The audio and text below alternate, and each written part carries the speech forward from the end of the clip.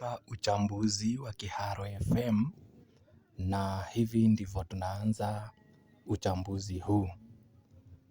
Kuna bloggers hapa YouTube ambao wamelipwa na serikali kuharibia wengine majina, na jambo hili halifai kuchukuliwa kirahisi. Kuna watu wamekaa chini wakaona Riggy G anaenda kushinda ile kesi. Sasa wameketi na kuanza kusema ya kwamba ni Ruto ndio atafanya Riggy G ashinde kesi. Pia wameanza kueneza muhahe ati akishinda upo mpango wa kurudishwa serikalini. Nimesema hii ni kuharibiwa majina kwa nini? Nikisikiza Riggy G alisema ya kwamba hawezi kurudi kwa serikali. So, siamini uvumi ambao unaenezwa na hawa watu. Pia wamesema anazindua chama ili hiki chama kisajili Wakikuyu, na baada ya kuwasajili Wakikuyu utakuwa mpango rahisi wa kuweza kurudi kwa serikali Riggy G akiwa na chama. Sitaki kupinga kwa sababu siasa hubadilika, na wanasema siku moja kwa siasa ni kama mwaka. Nitasema nini? Ikiwa huu ndio mpango wa Kikuyu, tunajua sisi ndio tumefinywa. Tunafaa kudhamini mmoja wetu. But kurudi kwa mahali ambapo tunafinywa, hatufai kufanya hivyo. Kwa sababu tunapofanya hivyo, tutakuwa watu ambao hawana msimamo. Hivi karibuni Wakikuyu tutaanza kuitwa watermelon, watu ambao hawana msimamo. Kwa hivyo ni heri tujichunge, tusije tukakosa na kufanya blanda ambayo kujitoa itakuwa ngumu, itakuwa tafash, itakuwa na some casualties. Pia unaweza kuwa mpango wa kurudisha Riggy G kwa kiti ili waweze kumwangamiza. Kumbuka tunaishi katika era ambayo maisha ya viongozi yapo hatarini. Wanauawa mchana hadharani, surely saa moja na kitu. So, na wewe Riggy G, ikiwa unaweza kubali kurudi, ukuje utuambie umepewa bilioni ngapi.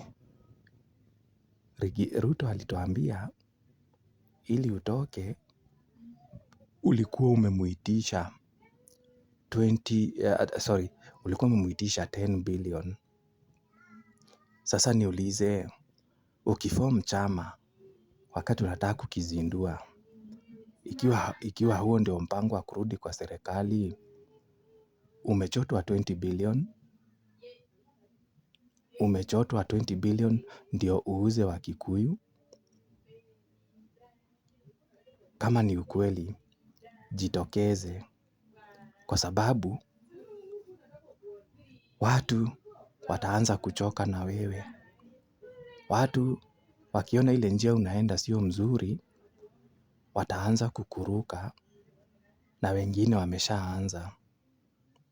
So, ama kutolewa kwako kwa kiti, mlikuwa mmepanga hivyo. You come, keep Wakikuyu busy na siasa. Ruto afanye ya kufanya, akutafutie hiyo 20 billion. Alafu uform chama, uturudishe huko. Utakuwa umejiua kisiasa. Utakuwa unaonekana wewe hauwezi kusimama na msimamo ulio dhabiti. Na ikiwa kweli mabloggers wanajitokeza na kusema hivo, lisemwalo lipo, na kama halipo linakuja. Tusubiri tu. Letu ni kujionea kama hawa bloggers wanasema ukweli, ama ni porojo tu za kusukuma content pale YouTube. So, mimi nimekasirika ikiwa itakuwa hivo, na naeza advise Wakikuyu wachukue mwingine, waachane na Rigiji. Mkiona hako ndio kanjia kanatupeleka, wachana nayo. Tuchukue Gen Z. Mimi huwa naambianga tuchukue Gen Z. Hata Matiang'i sio Gen Z. Tuchukue mtu kuanzia 35 kurudi chini. Hawa watu wa 40 wanatufanyia ile kitu yenye sio fiti. Ndio wanasimamia kuona damu ya vijana wetu inamwagwa. Ndio wanasimama wanasema social media ikuwe regulated. Alafu ikishakuwa regulated, mauaji yakifanyika hatutajua. Hii Kenya itasonga mbele ikiwa tutaaminia uongozi wa vijana. Na vijana ni kuanzia 18 hadi 35. Sana sana tukitaka vizuri, tusichukue mtu mwenye ako 35. Sisi wenyewe tunaeza changia kijana mmoja na asimame president. The only way tunaeza liberate ourselves kutokana na hawa wazee. Siasa za wazee tuzifikishe kikomo kwa kuchukua kitambulisho, na siku ya uchaguzi tujitokeze bila kushawishiwa na pesa, bila kushawishiwa na kazi, matenders na makazi. Cause kuna watu hufanya hivo.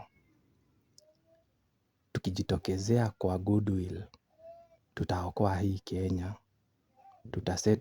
Tutasettle debt zetu ambazo sahii zinaelekea kukua kubwa. #komesha siasa za wazee. Komesha siasa za wazee. Cause tutakuwa tu tunaimba ule wimbo, tunafinyiliwa. Tunaona mzee tena ndio mzuri, tunamrudisha tena tunaanza ile, tunarudi pale pale.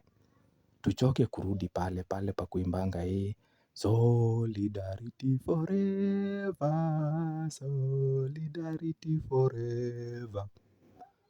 Tukifanya hivo, tutakuwa tuko watu ambao wanaonekana sio kigeugeu, sio kinyonga. Si tumechapiana. Endelea kusubscribe, kushare, kulike na kucomment.